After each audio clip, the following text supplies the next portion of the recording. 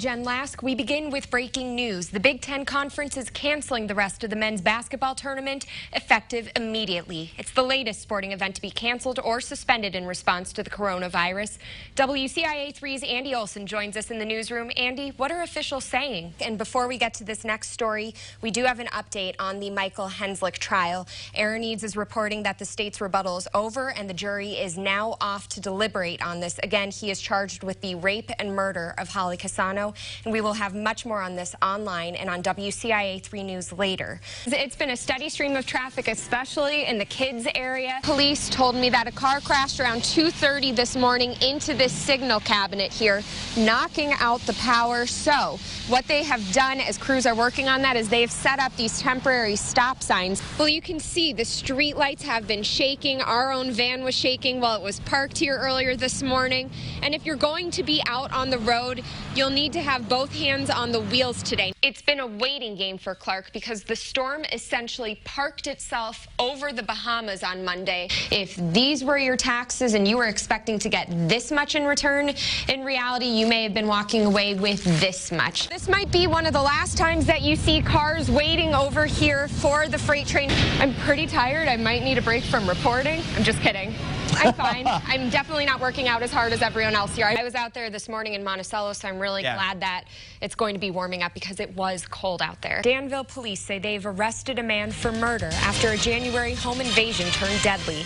It's new at noon. Police arrested 30-year-old Reggie Haywood, who's been charged with first-degree murder, home invasion, and armed robbery. They say Haywood was involved in an armed robbery on the 19th that led to a homeowner shooting one of the other robbers, Jordan Valdez Parrish. Parrish later died at a hospital. Police say Haywood is responsible for what led up to Parrish's death. His bond has been set at $10 million. Closing arguments are underway in Michael Henslick's murder trial. Jurors in Holly Cassano's murder trial saw videos of the suspect confessing to the crime yesterday. Henslick is accused of killing Cassano in her Mahomet home in 2009. WCIA 3's Aaron Eads has the story. Only 5 clinical facilities in the country have a 7 Tesla or 7T MRI scanner. Now, after U of I's Board of Trustees voted today, Carl and the university are about to build the 6th of its kind. This has been a long time coming for us. We're incredibly excited for what this means for the community at the University of Illinois. A collaboration between Carl and the Beckman Institute has been given the green light. Dr. Tracy Wazalik, the director of the Institute's Biomedical Imaging Center, says the new 7T MRI will advance critical research on brain abnormalities. We're hoping the biggest thing that I think this kind of resolution and this kind of technology will allow us is to be able to make a diagnosis much earlier. The new MRI will look the same on the outside, but it's what's on the inside that changes the game. It's a stronger magnet, so it gives you better resolution, takes a better picture. The 7 Tesla will be phenomenal images, meaning we can see smaller and smaller and smaller structures, and it will be the only one in Illinois. At Carl, neurologist Graham Huseman says the equipment will help people with epilepsy. In epilepsy, about a quarter of the people don't respond to any medications, and then we start thinking about looking for surgical options, taking out the part of the brain where the seizures are coming from.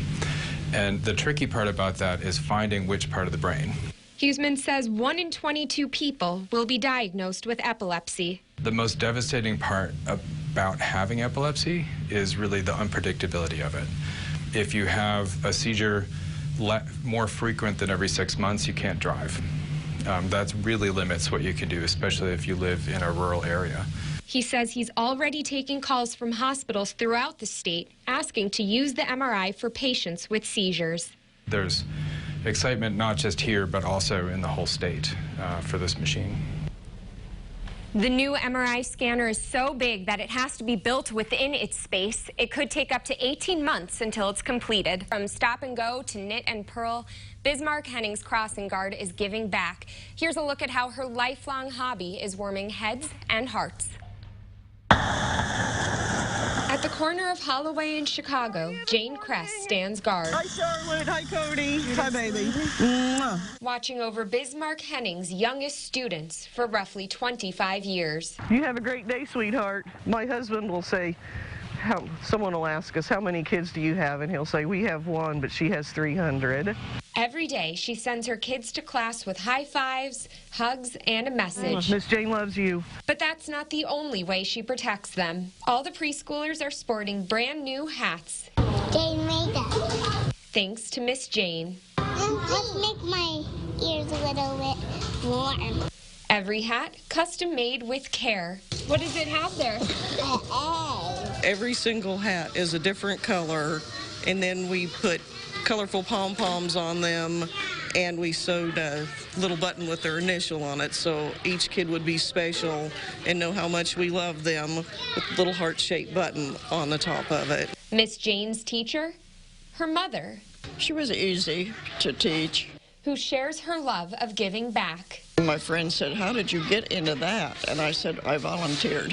Parents say they're grateful for this mother and daughter. I honestly do believe that it teaches them to give back and, to put others before themselves and to be selfless. As for the kiddos, they have their own message for Miss Jane Thank you. for all that she does. I absolutely loved meeting Miss Jane yesterday, and she says it takes her roughly 1 day to make each hat. And between the pre-K kids and other students, staff, family, and friends, she thinks she and her mom have made roughly 100 hats.